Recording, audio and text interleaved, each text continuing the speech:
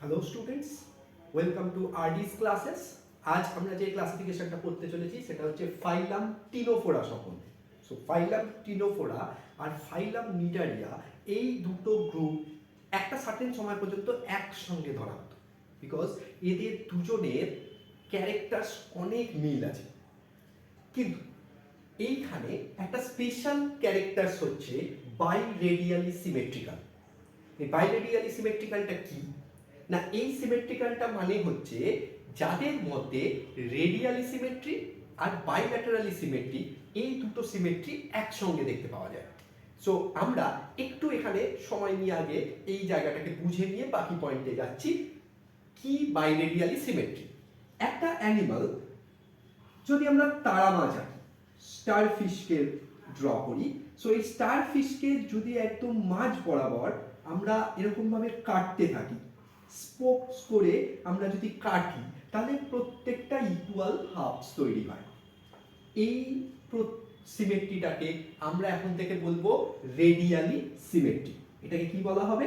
Radially symmetry.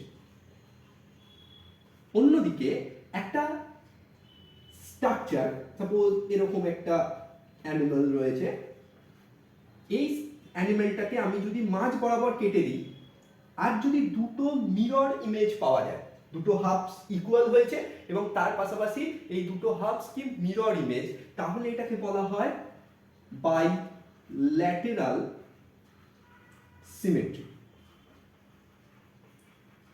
এই দুটো symmetry একসঙ্গে পাই আমরা কার মধ্যে না, টিনোফোরাদের মধ্যে, যার জন্য এদের সিমেট্রিটাকে বলা হয় বাইরেডিয়ালি সিমেট্রি।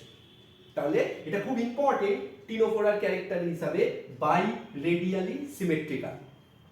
নেক্সট দুটো পয়েন্ট রয়েছে, এই দুটো পয়েন্ট টিনোফোরাকে ডিফাইন করে এবং নিডারিয়া থেকে আলাদা হয়। তার মধ্যে একটা হচ্ছে এই ক্লোরোপ্লাস্ট সেলস, এটা এদের স্পেশাল একটা সেল। এটা কি না, এদের একটা এক্সোসাইটিক, এদের একখানা অ্যাডহেসিভ স্ট্রাকচার। মিন্স এই স্ট্রাকচারটা এদের অ্যাডহেসিভ স্ট্রাকচার, কোনো জায়গায় আটকাতে সাহায্য করে। এবং এদের একটা 8 রোজ অফ সিলিয়ারি প্লেটস পাওয়া যায়, যেটাকে বলা হয় কোমপ্লেট। এই কোমপ্লেট স্ট্রাকচারটা দিয়েও কিন্তু আমাদের কাছে কোয়েশ্চেন আসতে পারে যে কোমপ্লেট কোন গ্রুপ অফ অ্যানিমালসদের মধ্যে দেখতে পাওয়া যায়, তখন আমাদের উত্তরটা হবে টিনোফোরা। সো এর অ্যানিমালটা এখন পৃথিবীতে খুবই কম পরিমাণে রয়েছে। কিছু স্পেসিমেন অ্যালাইভ রয়েছে যাদের মধ্যে একটা টিনোপ্লানা এসপি এবং খুব পাওয়া যায় যেটাকে, সেটা হচ্ছে বেরো এসপি।